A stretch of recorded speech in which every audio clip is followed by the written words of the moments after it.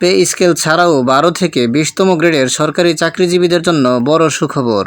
দেশের নিম্ন ও মধ্যম আয়ের সরকারি কর্মকর্তা কর্মচারীদের জন্য একটি বড় স্বস্তির খবর আসছে।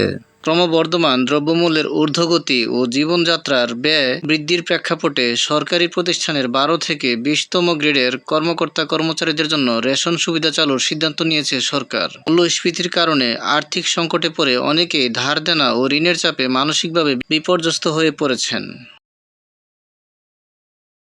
যা তাদের দাপ্তরিক দায়িত্ব পালনে নেতিবাচক প্রভাব ফেলছে। সরকার মনে করছে, রেশন সুবিধা চালু হলে এই মানসিক চাপ কমবে এবং কর্মচারীদের কাজে মনোযোগ ও দক্ষতা বৃদ্ধি পাবে। এই রেশন সুবিধা চালুর প্রস্তাবে ইতোমধ্যে অর্থ বিভাগ ও মন্ত্রিপরিষদ বিভাগের নীতিগত সম্মতি মিলেছে।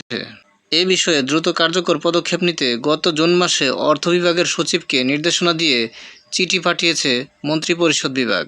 ওই চিঠিতে 3 মাস পর মন্ত্রিপরিষদ বিভাগ ও বাস্তবায়নকারী মন্ত্রণালয়গুলোর সচিবদের নিয়ে একটি পর্যালোচনা বৈঠকে কাজের অগ্রগতি উপস্থাপনের নির্দেশনা দেওয়া হয়েছে।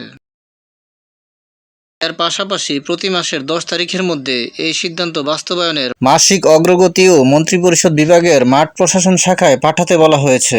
মূলত দেশজুড়ে ক্রমবর্ধমান জীবনযাত্রার ব্যয় বৃদ্ধির বিষয়টি বিবেচনা করে 12 থেকে 20তম গ্রেডের সরকারি কর্মচারীদের জন্য রেশন সুবিধা চালুর এই প্রস্তাবটি প্রথম উত্থাপন করেন ফিরোজপুরের জেলা প্রশাসক।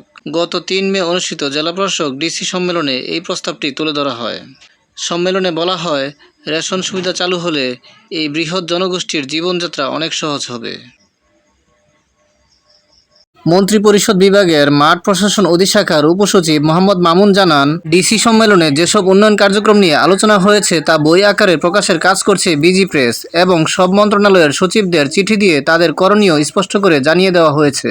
জনপ্রশাসন বিশেষজ্ঞ ও সরকারের সাবেক অতিরিক্ত সচিব ফিরোজ মিয়া সরকারের এই উদ্যোগকে স্বাগত জানিয়ে বলেন, রেশন সুবিধা দেওয়ার প্রস্তাবটি ইতিবাচক এবং সময়োপযোগী। দ্রব্যমূল্যের ঊর্ধ্বগতির কারণে সরকারি কর্মচারীদের জীবনযাপন বেশ কষ্টকর হয়ে উঠেছে।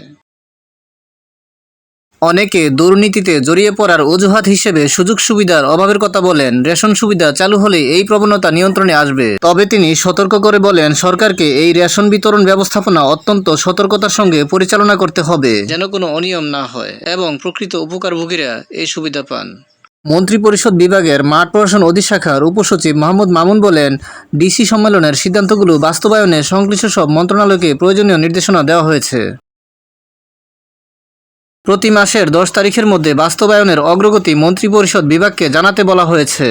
বর্তমানে সুলভ মূল্যে রেশন সুবিধা পাচ্ছেন সশস্ত্র বাহিনী, Bangladesh police, border guard Bangladesh BGB, আনসার ও গ্রাম প্রতিরক্ষা বাহিনী, কারা অধিদপ্তর, ফায়ার সার্ভিস ও সিভিল ডিফেন্স, জাতীয় নিরাপত্তা গোয়েন্দা সংস্থা NSI, special security force SSF, দুর্নীতি দমন কমিশন দুদক এবং মাদকদ্রব্য নিয়ন্ত্রণ অধিদপ্তরের সদস্যরা। 12তম গ্রেডের পদগুলোর মধ্যে রয়েছে অফিস সহকারী কাম কম্পিউটার মুদ্রাক্ষরিক, হিসাব সহকারী, ক্যাশিয়ার, 60 মুদ্রাক্ষরিক কাম কম্পিউটার অপারেটর, গুদাম রক্ষক, নিরাপত্তা পরিদর্শক, ডাটা এন্ট্রি সুপারভাইজার, অডিটর ও জুনিয়র ইন্সট্রাক্টর। অন্যদিকে 20তম গ্রেড সরকারি চাকরির সর্বনিম্ন স্তর, যেখানে অফিস সহায়ক, নিরাপত্তা প্রহরী, নৈশ প্রহরী, পিয়ন, মালি এবং পরিচ্ছন্নতা কর্মীর মতো পদ অন্তর্ভুক্ত। এর আগে অন্তর্বর্তী সরকারের সময় সরকারি কর্মচারীরা রেশন সহ বিভিন্ন ভাতার দাবিতে আন্দোলন করেন। সে সময় খাদ্য উপদেষ্টা আলী ইমাম রেশন সুবিধা চালুর পক্ষে মত দিয়ে অর্থ বিভাগকে চিঠি পাঠান। এরপর থেকে বিষয়টি নীতি নির্ধারণী পর্যায়ে আলোচনায় রয়েছে। ভিডিওটি ভালো লাগলে লাইক, কমেন্ট ও শেয়ার করে দিবেন এবং চ্যানেলটি সাবস্ক্রাইব করে পাশে থাকার অনুরোধ জানিয়ে সকলের সুস্বাস্থ্য কামনা করে এখানেই শেষ করছি। আসসালামু আলাইকুম।